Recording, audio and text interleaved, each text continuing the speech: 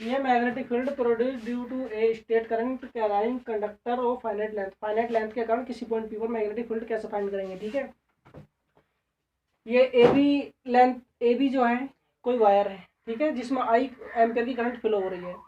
इसके पास में कोई पॉइंट पी है, जिससे पॉइंट पी से इस वायर ए बी पे कोई परपेंडिकुलर पी क्यू डाला जिसकी लंबाई स्मॉल ए है। ठीक है, जिसकी लंबाई स्मॉल ए है। इस वायर पर कोई अनुपांश लंबाई का डी एल एलिमेंट ले लिया सी डी, जिसकी पॉइंट पी से डिस्टेंस जो स्मॉल आर है। ठीक है, पॉइंट डी से सी पी पर एक परपेंडिकुलर डी ई डाला, ये परपेंडिकुलर लंब डाल डी ई। ठीक है, अब इसमें क्या है, हम लेट कर लेंगे D P Q, angle D P Q जो ये फाई है, और सी पी डी जो एंगल है वो डी फाई है, और डी सी पी जो एंगल है ये वो थीटा है, और डी ई जो है परपेंडिकुलर है, ये लंब है किस पर, सी पी पर, और सी डी जो है ये हमने जो इस पे अल्पांश माना है, जो टुकड़ा माना छोटा सा वायर का, जो पार्ट माना है, इसकी लंबाई जो वो स्मॉल डी एल है। ठीक है, अब हम लगाएंगे बायो सेवर्ट का नियम। बायो सेवर्ट के नियम से, according to Biot Savart law. ठीक है, बायो सेवर्ट का नियम था डी बी बराबर mu naught upon 4 pi I D L sine theta upon R square. ठीक है, इक्वेशन फर्स्ट हो गई। अब हम क्या, ये जो ट्राइंगल है डी सी ई एंगल, ये जो ट्राइंगल है डी ई सी, इसमें लगाएंगे इन ट्राइंगल डी ई सी। ठीक है, ये जो है इसमें परपेंडिकुलर डाला तो इस ट्राइंगल में एक एंगल 90 डिग्री का हो गया, तो राइट एंगल ट्राइंगल हो गया। ठीक है, और राइट एंगल ट्राइंगल हो गया तो इसमें लाल बटे कक्का लगाएंगे, और लाल बटे कक्का में भी बोलेंगे जिसमें ये वाली साइड आ जाए और ये वाली साइड आ जाए। ठीक है, अब ये वाली साइड क्या है, इस ट्राइंगल के भीतर किस हाइपोटेनियस है, परपेंडिकुलर है, बेस है। देखो ये 90 का यहाँ पे है, तो 90 के सामने जो होता है वो हाइपोटेनियस कर्ण होता है, ये कर्ण है, और थीटा के सामने वाली परपेंडिकुलर है, ये लंब बची। ठीक है, तो लंब और कर्ण किस में आते हैं, वो वाला त्रिकोणमितीय अनुपात ले लेंगे, वो होता है साइन थीटा। साइन थीटा बराबर लंब बटे कर्ण से, जो लंब है वो कितना है डी ई अपॉन जो कर्ण है वो डी एल, तो यहाँ से निकाल लेंगे डी ई बराबर डी एल साइन थीटा। ठीक है, इक्वेशन इसे सेकंड मान लेंगे। उसके बाद हम लगाएंगे ये जो डी ई आर्क है, डी ई जो आर्क है या चाप है, ये पॉइंट पी पर डी फाई एंगल क्रिएट कर रहा है। ठीक है, तो यहाँ लिखेंगे डी ई जो आर्क है, arc D E point P पर डी फाई एंगल बनाता है। तो फिर लगाएंगे क्या, एक फॉर्मूला होता है कोण बराबर चाप बटे त्रिज्या। ठीक है, कोण बराबर चाप बटे त्रिज्या, एंगल बराबर आर्क अपॉन रेडियस।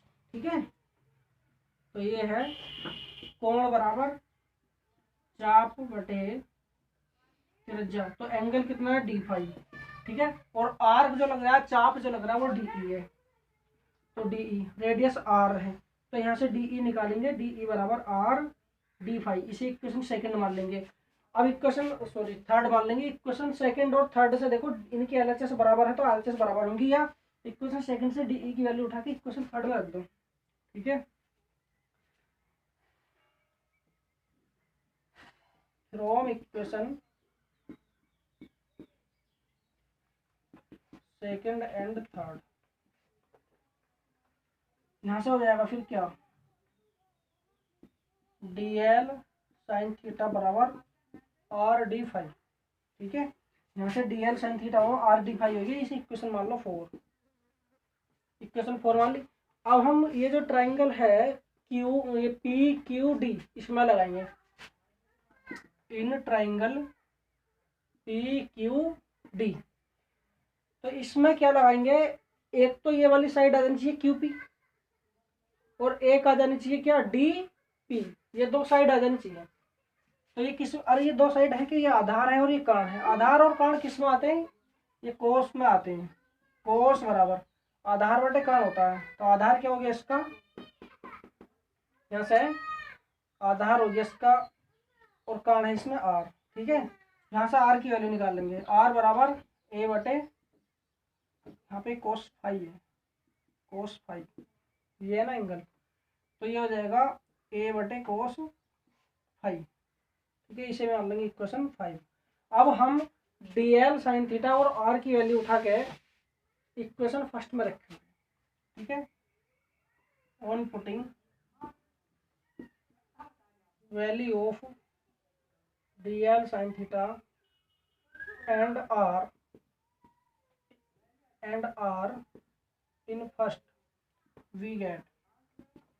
ठीक है, इसमें रखेंगे तो ये हो जाएगा फिर डी बी बराबर म्यू नॉट अपॉन 4 पाई और I D L sine theta की वैल्यू कितनी है, डी एल साइन थीटा की value R D five upon R square जो है, यहाँ पे आर स्क्वायर ही रहने दो, पहले आर इससे ये काट दो। अब नीचे एक आर बचा, आर की वैल्यू उठा कर mu naught I upon 4 pi और ये बचा डी फाइव अपॉन आर की वैल्यू रखी यहाँ से ए और कोस फाइव ऊपर पहुँचेगा।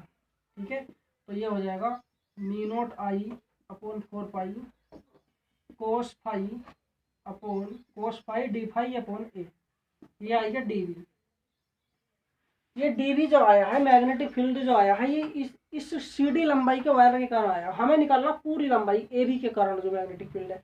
तो ए बी का जो मैग्नेटिक फील्ड है, और ये देखो ये जो φ1 और φ2 है, ये परपेंडिकुलर पी क्यू के अपोजिट डायरेक्शन में एंगल है। एक φ1 नीचे की तरफ है, एक φ2 ऊपर की तरफ है। ठीक है, तो हमें φ1 यहाँ से है और वहाँ तक की लंबाई के कारण निकालना है। जब इस प्रकार के केस आते हैं तो वहाँ इंटीग्रल समाकलन का यूज करते हैं, क्योंकि समाकलन का मतलब होता है सम करना, ऐड करना। वो छोटी छोटी चीज़ों को, बहुत सारी चीज़ों को एक जगह जोड़ देता है छोटे से स्पेस में। ठीक है, समाकलन जो है, क्योंकि इसे वैसे जोड़ोगे तो बहुत टाइम लगेगा, लेकिन समाकलन के द्वारा एक लाइन में जुड़ जाता है। ठीक है, तो देखो जोड़ेंगे कैसा, समाकलन करेंगे उसके लिए लिमिट वगैरह चाहिए। ठीक है, तो यहाँ पर φ1 φ2 क्या है, परपेंडिकुलर पी क्यू की विपरीत डायरेक्शन में एंगल है। ठीक है, φ1 तथा φ2 लंब पी क्यू की विपरीत दिशाओं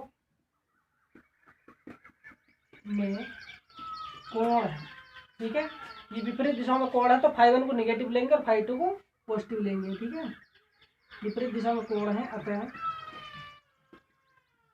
φ1 ऋणात्मक होगा, ऋणात्मक, अतः φ1 ऋणात्मक व φ2 धनात्मक होगा।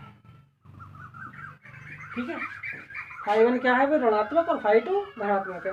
अब हम निकालेंगे पूरे वायर के कारण, पूरे वायर के कारण। ठीक है, अतः ए बी लंबाई के वायर के कारण पॉइंट पी पर मैग्नेटिक फील्ड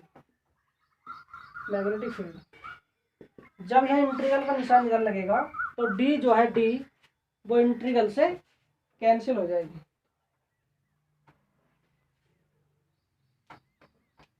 ठीक है, ये जो हो जाएगी कैंसिल हो जाएगी। जब यह इंटीग्रल का निशान लगाएंगे, समाकलन करेंगे, तो समाकलन दोनों साइडों करेंगे। ठीक है, तो देखो अब क्या करेंगे, इधर वाले पे इंटीग्रल लगाओ और लिमिट जो होगी वो φ1 माइनस φ1 से φ2 तक चली जाएगी, माइनस φ1 से φ2 तक चली जाएगी। इधर वाले पे इंटीग्रल लगेगा mu naught I upon 4 pi, mu naught I upon 4 pi, और ये हो जाएगा कोस फाइव अपॉन ए और डी फाइव। तो डिफरेंशिएशन डी जिसके साथ लगा हुआ है इंटीग्रल उसका होगा, बाकी सब कांस्टेंट का कार्य करेंगे।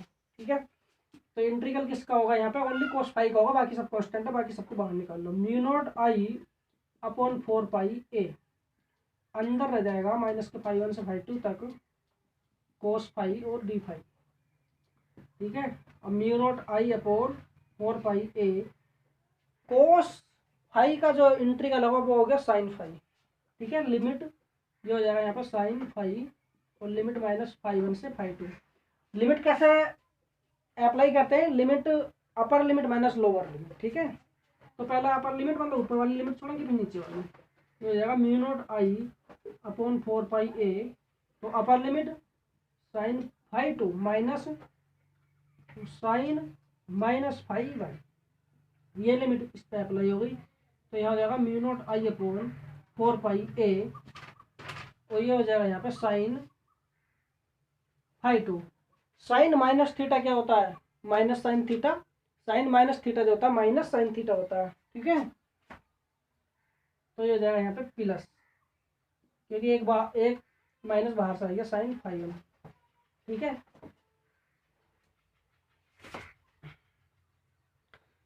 ठीक है, ये आया।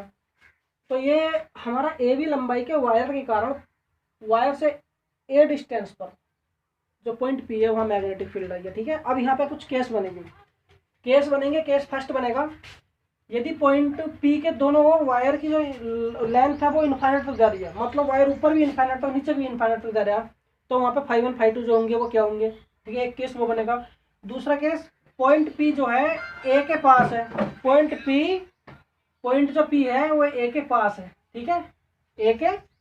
पॉइंट पी ए के पास है लेकिन स्मॉल ए दूरी पर ही है, तो उस केस में फाई वन फाई टू की वैल्यू अलग होंगी। और यहाँ से दो केस बनेंगे उन्हें, ठीक है, अगली वीडियो में।